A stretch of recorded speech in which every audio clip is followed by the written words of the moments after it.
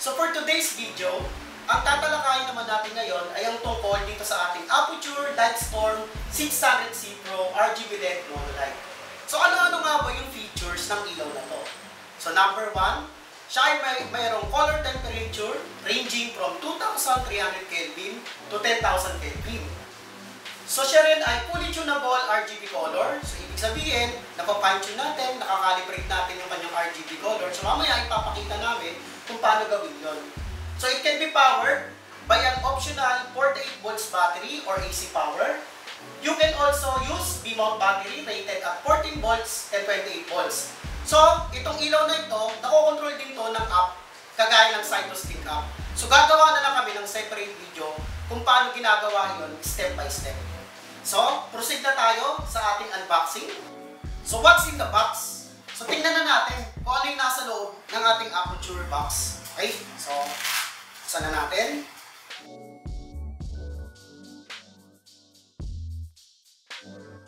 Yan.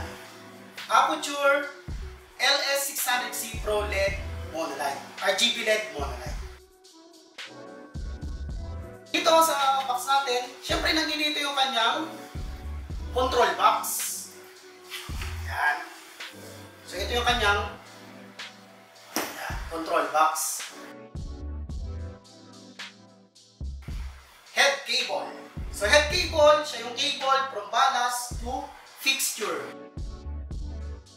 Okay. So meron din tayong hyper reflector. So yan. So ang susunod naman is itong kanyang AC power cable. So yan. So meron din siya ditong yan, light lamp. Yan. So mamaya pakita na lang namin kung paano natin ikakabit itong clamp na to. Okay? So syempre ano pa? Syempre itong box niya. Yan o. Rolling carry case. So kung mapapansin nyo, kala nyo box lang siya. So pag in-open mo yan dito, in-unzip mo. So pag in-unzip mo siya, meron kang makikitang yan o, handle. Okay? So bukod sa handle, kaya siya rolling carry case. So meron din siyang gulong.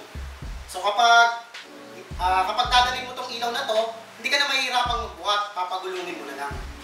So aside sa mga accessories na included sa box ng ating Aputure light, meron din tayong additional na recommended accessory. So ano-ano nga ba yun? So syempre itong ating Aputure F10 Fresnel at syempre yung ating bar door. Okay. So ito yung ating recommended accessories for our Aputure 600C Pro RGB LED light. Itong ating F10 Fresnel. So meron din tayong bar door for our Aputure light. So buksan na natin to. So ito yung bar door ng ating Aputure light. Okay? So lahat sila universal Bowens mount. So mamaya ipakita na rin namin kung paano ba natin ikakabit to sa ating Aputure LS600C Pro RGB LED monolight.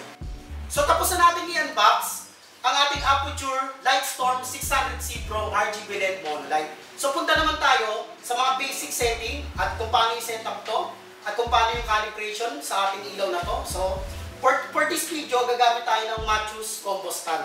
So ang una natin ilalagay syempre yung ating Aputure light fixture. Ito siya. So kung mapapansin nyo, meron siyang lock at ilalagay natin siya sa may junior pin. So ang gagawin natin, tanggalin lang natin yung lock na yan para mag-fit siya.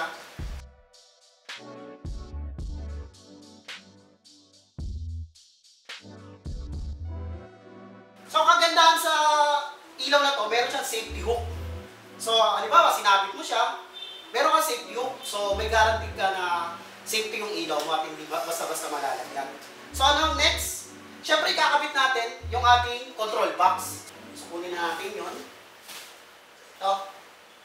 Yan. So, yun yung ating Aputure clamp. Okay? So, kung mapapansin nyo, meron siyang lock. So, makikita nyo mamaya kung paano natin ilalock yung ating control box. So, paano nga pagamitin to? Iikot lang natin to pa-release. Okay. And then, dito natin siya ikakabit sa ating stand. So tapos na natin ikabit yung ating Aputure clamp. So ang next naman natin gagawin is ilalagay natin yung ating control box. So So, simulan na natin. So, kunin natin yung control box natin. Okay. So, ito ang ating control box. So, kung mapapansin nyo, meron siyang ganitong parts. So, yan yung ilalagay natin dito para makabit natin itong control box sa clamp. So, paano gawin yon? So, hawakan mo lang ng mabuti itong ating control box, then pa-incline mo siyang ilalagay. So, and then, pag nalagay mo na dyan, push mo lang. Yun. Pag narinig mo yung click na yon, yung tunog na yon, it means nakalak yan. Okay? So, syempre, for added support, kung may paglalagyan ka nito, i-ano mo na lang yan. I-kabit mo. So, paano siya tatanggalin? So, itong lock na to, i-ano mo yan, galaw mo yan papunta sa'yo. So, parang ganyan. I-hold mo lang ng ganyan yung ating control box, and then, galawin mo yan.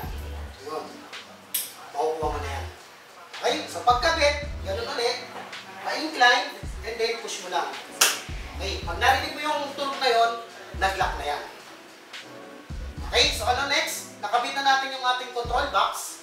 So, ang isusunod natin is yung ating head cable. So, itong head cable natin.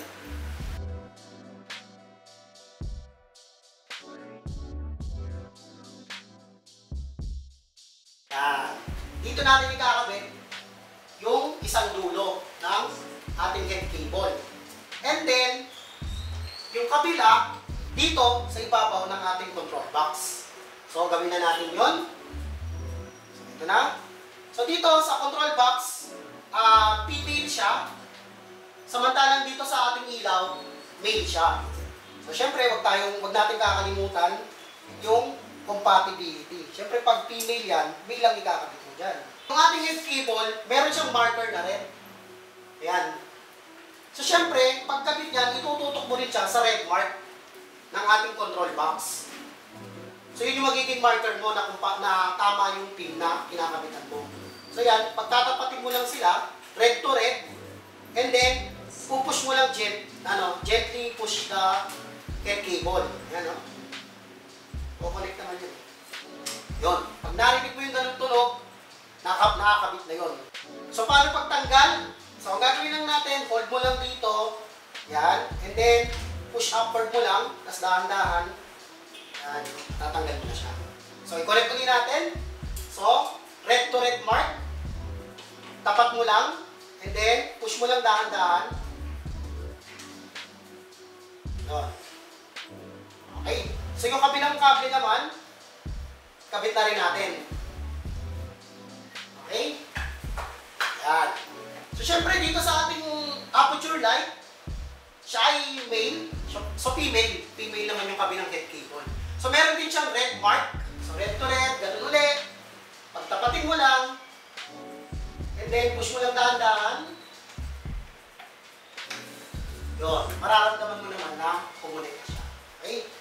So, na-connect na natin yung ating head cable.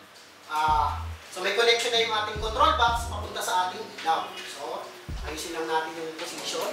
So, tapos na natin ikabit yung ating head cable. So, ang next naman natin gagawin is ikakabit natin yung ating power cable.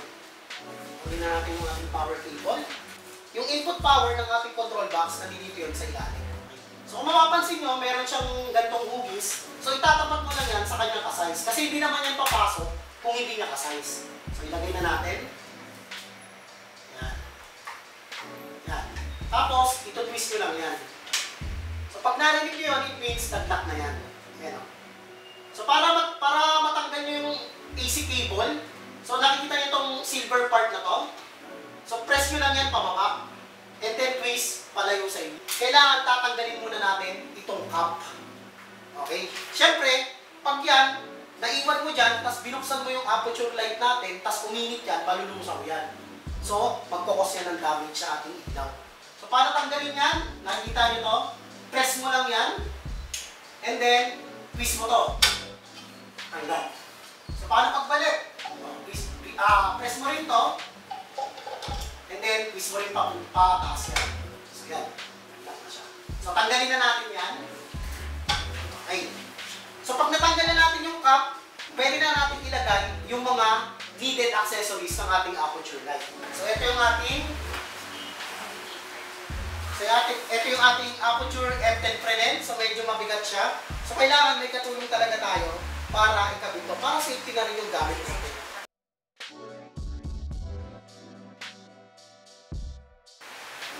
Okay, so ito yung ating barn door. So ikabit na natin ito. So kung mapapansin nyo, meron ganitong part, may instruction naman, iikot. So ang gagawin nyo, atakin nyo muna yan, atak, and then ikot. Okay, para maipasok natin ito.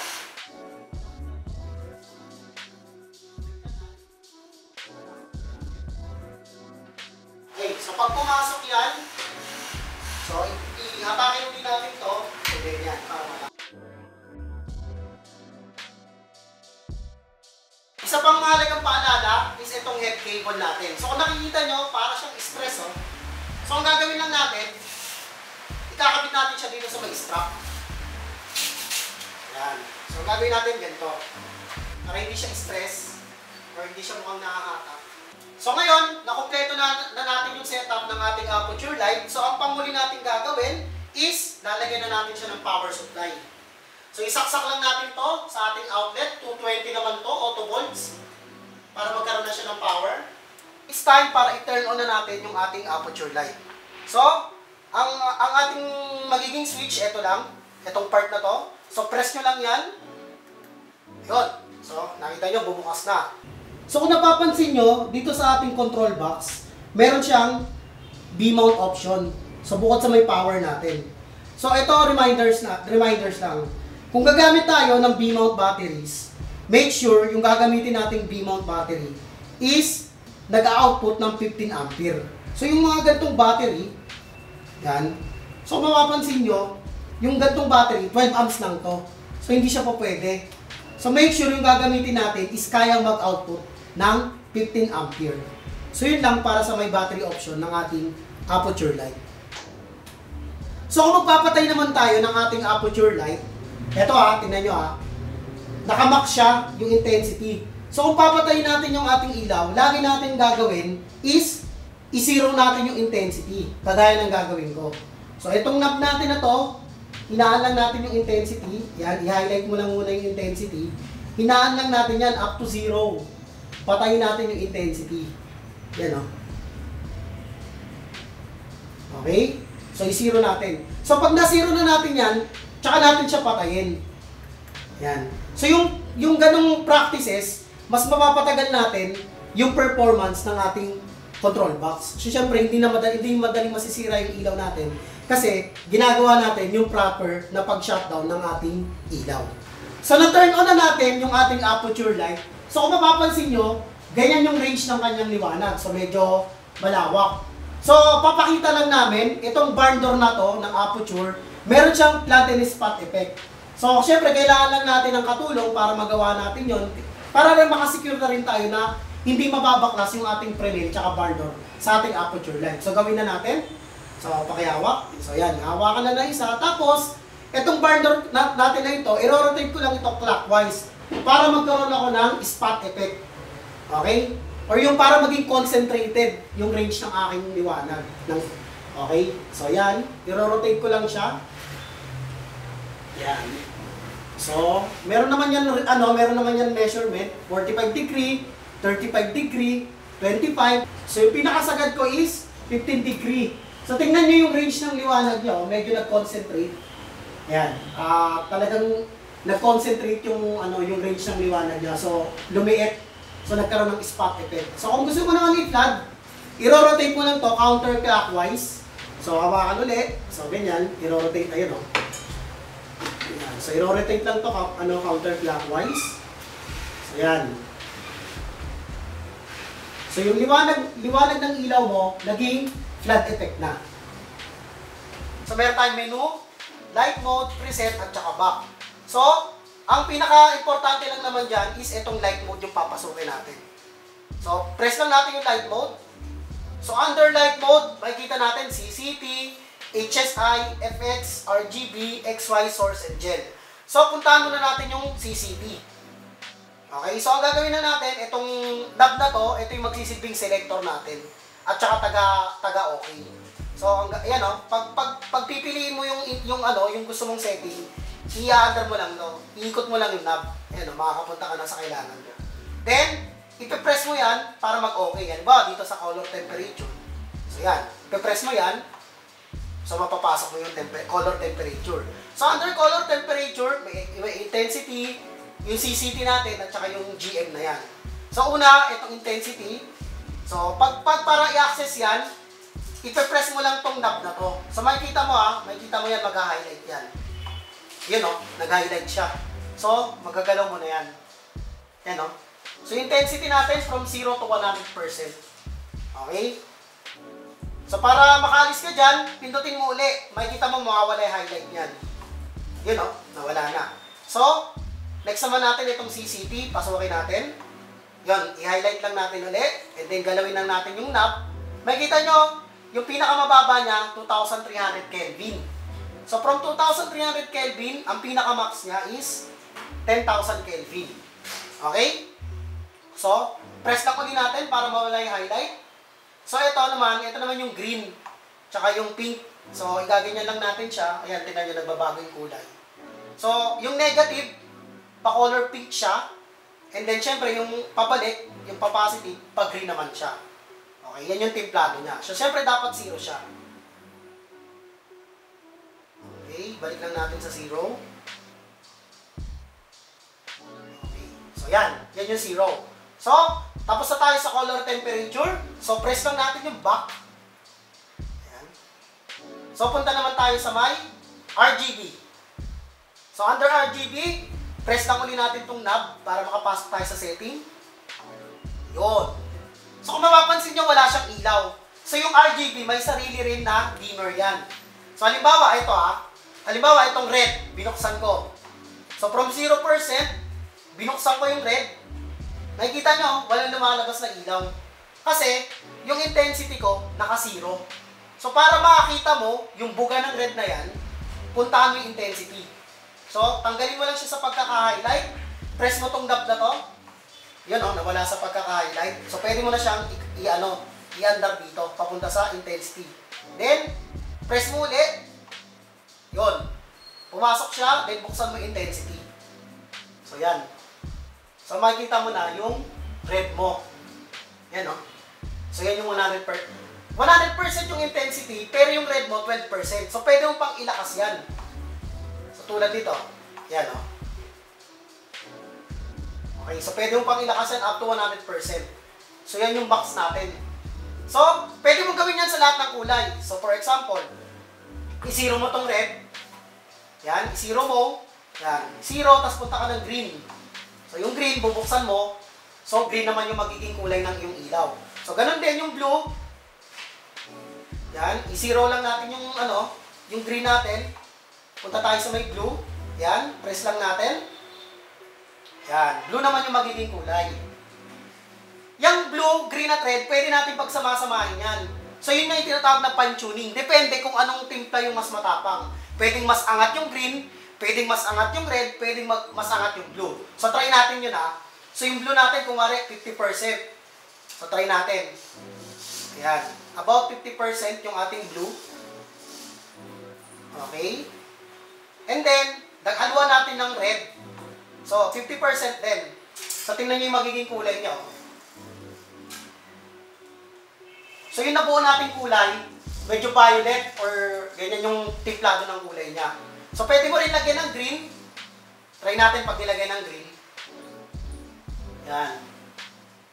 So, syempre, medyo malapit na siya sa white light kasi naghalo-halo na yung kanyang ilaw. So, yun lang. Yun yung kagandahan sa aperture na to. Meron siyang fine-tuning ng kulay na gusto mo. So, tapos na tayo sa ating RGB. So, pasukin naman natin under light mode yung ating tinatawag na effects. Yung pinaka-common sa mga RGB lights. So, back lang natin. So, punta tayo sa may effects. Ayan, yung FX. Okay, under effects din yung interface, pabilog. So, iba-iba yan. So, merong Capcar 2. Yan, merong party lights, fireworks, club lights, paparazzi, lightning. So, marami pa. So, tumingin lang tayo ng isa. So, halimbawa, itong Capcar. Okay. So, press lang natin yan para makapasok tayo.